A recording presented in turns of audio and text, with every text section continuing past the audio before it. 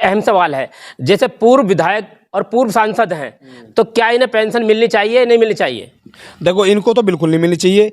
नेताओं को तो सत्ता में रहने के बाद भी इनको नहीं मिलनी चाहिए, क्योंकि ये इतने करप्ट और भ्रष्ट होते हैं। ये पहले से इतना अपना कोटा पूरा कर लेते हैं कि इनकी 6-7 पीढ़ियां बैठ कर आराम से खा लेंगी। लेकिन उसके बाद भी जो पूर्व हो रहा है उसको भी अगर सरकार पैसा दे रही है तो कहीं ना कहीं वेस्टेज हो रहा है सब कुछ। इनको कुछ नहीं देना चाहिए। अगर आपको पैसे खर्च करना है, शिक्षा पर जितना मर्जी आप करें, सेना पर आप जितना मर्जी करें, प्रशासन पर जितना मर्जी आप करें, क्योंकि वो लोग ऐसे हैं जो ग्राउंड पर रहते हैं, सारा दिन खड़े रहते हैं, धूप में भी खड़े रहते हैं। उनको सारी पब्लिक को भी मेंटेन करना होता है। कहीं पर लड़ाई झगड़ा हो रहा है वहाँ भी खड़ा होना होता है। तो ऐसे लोगों को दें जिनकी ड्यूटियां 24-24 घंटे आप करवा रहे हैं। सांसद होकर विधायकों का क्या है, मुंह से जुबान चलानी है, बस बैठ जाना है, हुक्म करना है और बाकी तो ठाली बैठना है, इधर उधर से पैसा आता रहता है। तो ऐसे लोगों को तो बिल्कुल गलत पैसा दिया जा रहा है।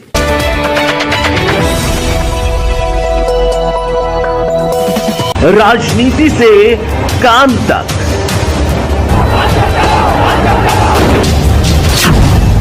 अपराध से अंजाम तक, खेत से खलिहान तक, अब हर खबर पर होगी हमारी नजर।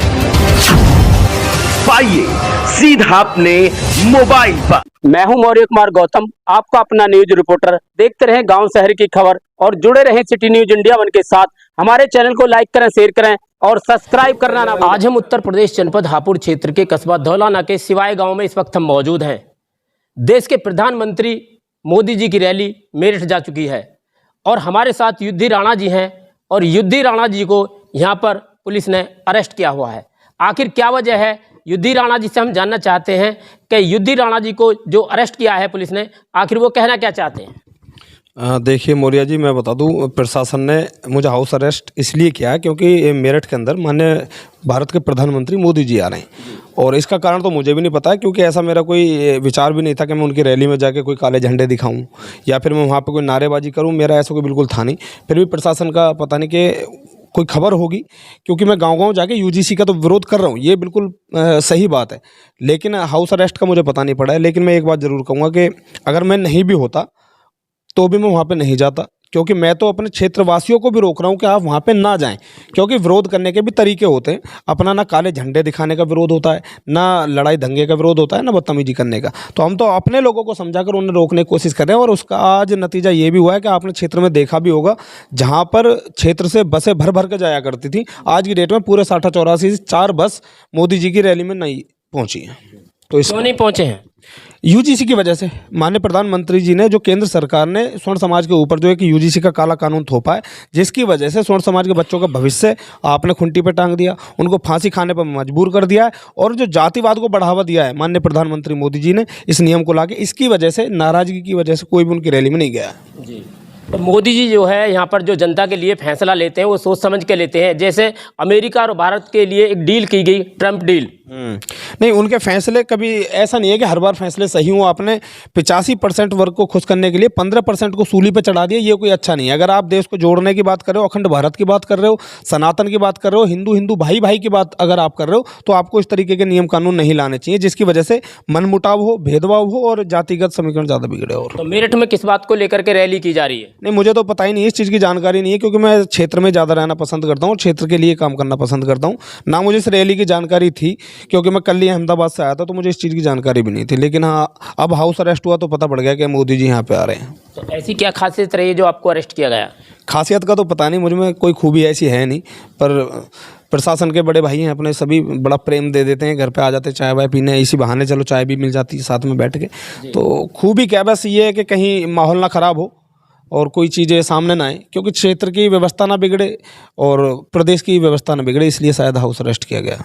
आप क्षेत्र की व्यवस्था खराब करने में लगे हुए हैं? नहीं, मैं नहीं व्यवस्था खराब करने, मैं सुधारने में लगा हूँ। क्षेत्र की व्यवस्था पहले नेताओं ने बहुत ज़्यादा खराब कर दी है। आज की भी मैं कहूँगा, आज भी जो भी नेता मोदी जी की रैली में स्वर्ण समाज के गए हुए हैं, मैं किसी और को नहीं कहूँगा, इन समाज के लोगों से जिनके ऊपर यूजीसी का नियम लागू हुआ है, अगर वो फिर भी जाकर चाटुकार बनने, किसी भी पार्टी के गुलाम बनने और लोगों को भर भर कर लेकर जा रहे हैं, तो वो समाज के साथ, समाज के बच्चों के भविष्य के साथ गद्दारी कर रहे हैं। और ऐसे लोगों का हमेशा विरोध रहेगा।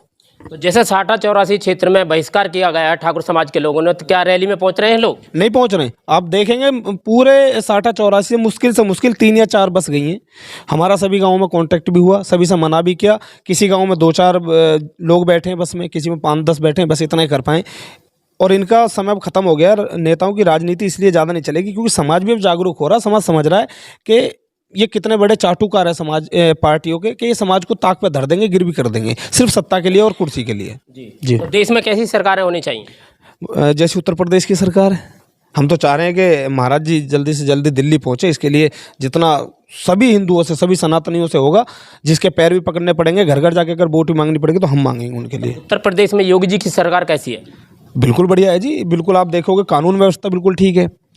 अगर हम भी यहाँ पर साइलेंट बैठे हुए हैं तो इसीलिए बैठे हैं क्योंकि उत्तर प्रदेश में महाराज जी हैं, वरना हम भी किसी कीमत पर शांत बिल्कुल बैठते ही नहीं, क्योंकि कानून व्यवस्था इतनी अच्छी तरीके से मेंटेन हुई पड़ी है।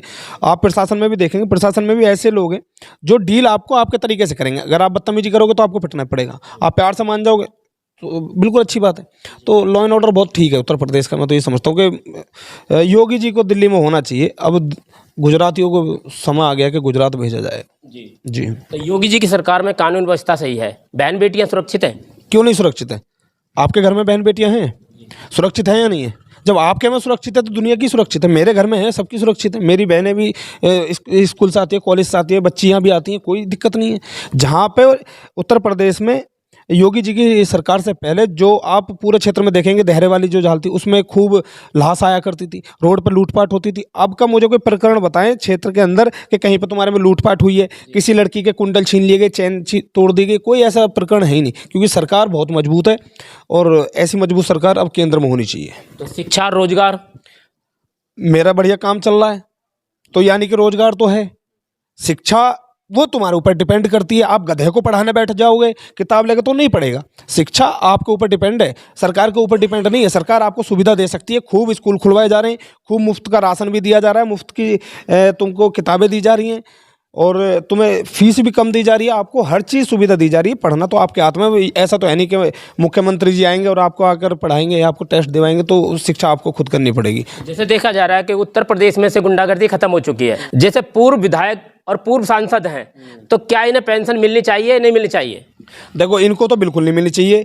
नेताओं को तो सत्ता में रहने के बाद भी इनको नहीं मिलनी चाहिए, क्योंकि ये इतने करप्ट और भ्रष्ट होते हैं। ये पहले से इतना अपना कोटा पूरा कर लेते हैं कि इनकी 6-7 पीढ़ियां बैठ कर आराम से खा लेंगी। लेकिन उसके बाद भी जो पूर्व हो रहा है उसको भी अगर सरकार पैसा दे रही है तो कहीं ना कहीं वेस्टेज हो रहा है सब कुछ। इनको कुछ नहीं देना चाहिए। अगर आपको पैसे खर्च करना है, शिक्षा पर जितना मर्जी आप करें, सेना पर आप जितना मर्जी करें, प्रशासन पर जितना मर्जी आप करें, क्योंकि वो लोग ऐसे हैं जो ग्राउंड पर रहते हैं, सारा दिन खड़े रहते हैं, धूप में भी खड़े रहते हैं। उनको सारी पब्लिक को भी मेंटेन करना होता है। कहीं पर लड़ाई झगड़ा हो रहा है वहाँ भी खड़ा होना होता है। तो ऐसे लोगों को दें जिनकी ड्यूटियां 24-24 घंटे आप करवा रहे हैं।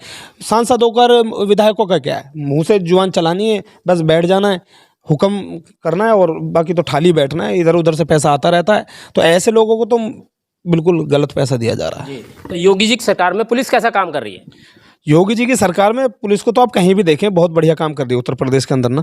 और मैं इस वजह से नहीं कह रहा हूँ कि मैं हाउस अरेस्ट हूँ, नहीं, क्योंकि मेरा ऐसा रवैया है नहीं कि मुझसे प्रशासन बदतमीजी करे, क्योंकि बिल्कुल अपन साइलेंट तरीके से काम करते हैं और शांत रह के ही। आप चलो यहाँ का छोड़ें, आप कहीं का भी मामला देखें, 2 दिन के अंदर आपके केस खुल जाते हैं। लड़कियों को छेड़ने वालों के तुरंत पैरों में पंचर हो रहा है। लूटपाट करने वाले, अभी क्षेत्र में भी एक लूट हुई थी, 1 हफ्ते के अंदर मुझे लग रहा है कि लूट खुल गई थी। तो प्रशासन से आप क्या करवाना चाह रहे हैं? अब ऐसा तो है नहीं प्रशासन आपके घर में रोटियां पोके जाएगा। तो प्रशासन तो अपने तरीके से बहुत बढ़िया काम कर रहा है। तो क्या लगता है आपको, जैसे योगी जी की सरकार है तो योगी जी को आप प्रधानमंत्री देखना चाहते हैं? नहीं, मैं ही नहीं, भारत का हर हिंदू, हर सनातनी माननीय योगी जी को प्रधानमंत्री देखना चाहता है और उसमें लगा हुआ और बनेंगे भी जरूर। देश का भविष्य उन्हीं के हाथों में।